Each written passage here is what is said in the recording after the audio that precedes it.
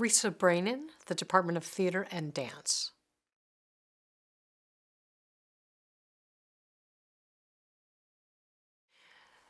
My discipline is theater and dance.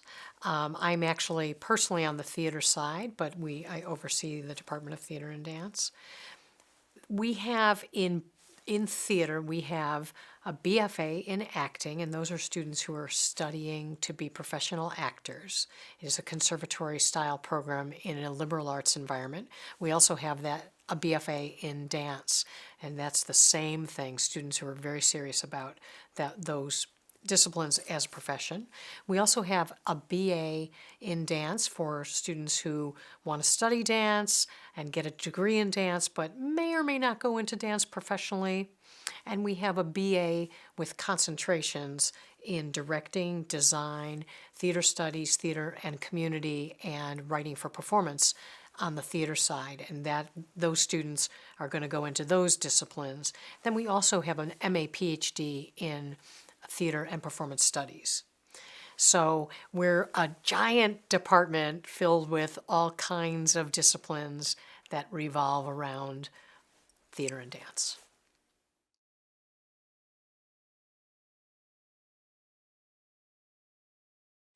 Theater and dance are creative disciplines, and whether you're studying to be a professional in those disciplines or you're doing it to become a better citizen, it serves both purposes, where it is the study of human nature.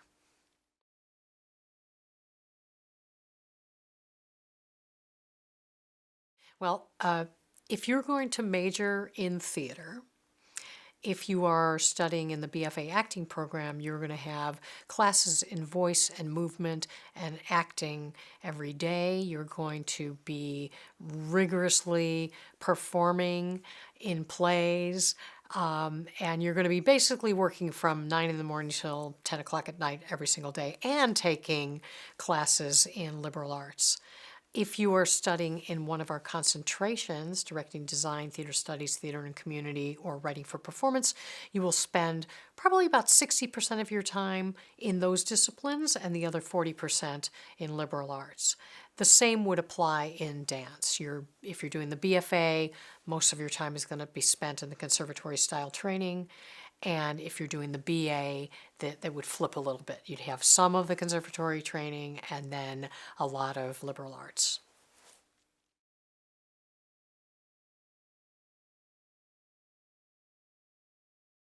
In the fields of theater and dance, we have theater and dance as performance. We also have theater studies and dance studies. So if you're participating in the theater studies and dance studies areas of the department, then you're going to be doing more in a scholarly vein. And you might work with a professor. For example, one of our professors, William Davies King's, oh shoot, sorry, I'm fumbling all over. For example, one of our professors, Davies King, was the editor of the Eugene O'Neill Review, and he had one of our graduate students working with him on that review, helping him to edit, perhaps doing a little bit of writing. So that's a way in which faculty and students can work together on research. In the practice side of the department, meaning myself as a director, one of our professors is a scenic designer, another a playwright, and we take students with us when we go to work professionally, and they can work as my assistant director or as an assistant designer or as a dramaturg on a play with our playwriting professor. And so those kinds of experiences are really, they're learning experiences and research experiences combined in one.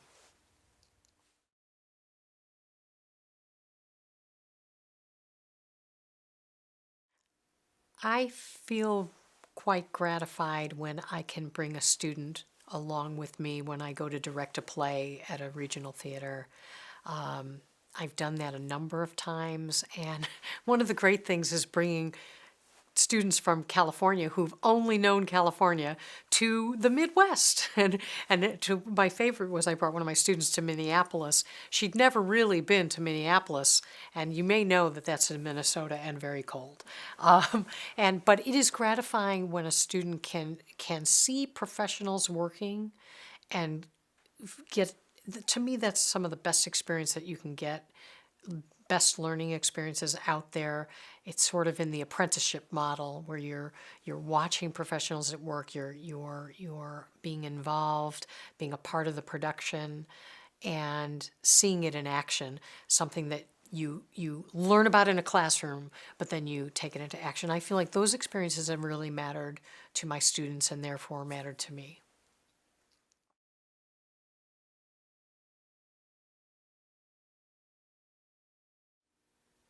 I wish that students would come to the first class with great openness and curiosity.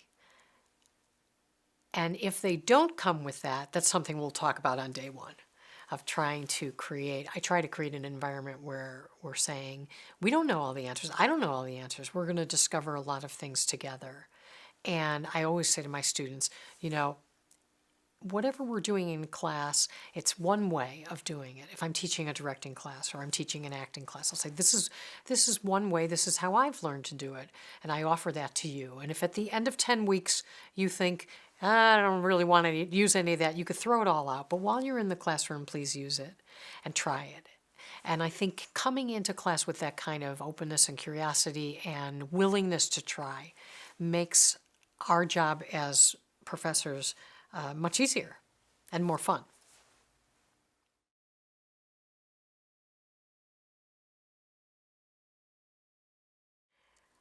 I am so lucky because in my field I get to do exciting things all the time. I'm a director, and I've had the opportunity to work on brand new plays and work on Shakespeare and kind of everything in between.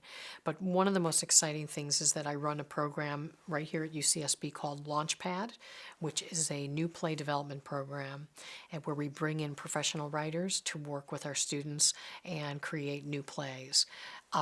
And one of the plays that we created through a process over a period of years is called A Train. It's written by one of my colleagues and a professor here, Annie Torsiglieri, and she also stars in it. But originally, when we brought it into Launchpad, it was a 9-person play. And we worked on it with wonderful students and guest artists, and we found that it was just terrific as a big ensemble piece, and we did it a couple of different ways, a couple different times like that. And then finally we said, it probably could really work as a one-person play. And so we have done it now as a one-person play. We took it to New York this last year, and it won the Best Production at the United Solo Festival. But we could not have done that without all the work of the students who had helped develop that project along the way.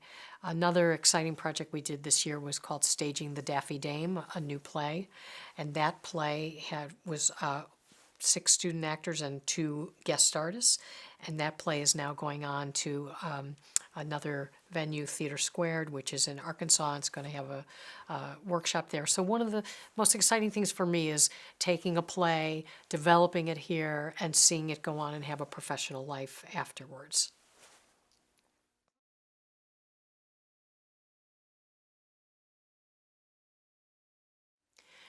Probably the most difficult thing about our discipline is rejection. Especially, I'm really speaking more for people who are going to do it as a profession, and particularly if you're an actor or a dancer and you're trying to get a job. But it's really true for directors and designers and playwrights as well, that there are not as many jobs as there are people always. And everything is very competitive. And I think learning how to trust yourself and believe in yourself, that's the hardest part. Because most of the time, you're going to not get the job. And it's during those times when you are rejected where you have to pull yourself back up and say, I have confidence, I can do this, I believe in myself. And that's really tough going. And that's why you find that, like, we'll train actors, we'll have extremely talented actors, but in 10 years, some of them won't be acting anymore. Not because of their talent, not because of their discipline, but because that is so hard. The staying power is really where it's at, and that's really difficult to do.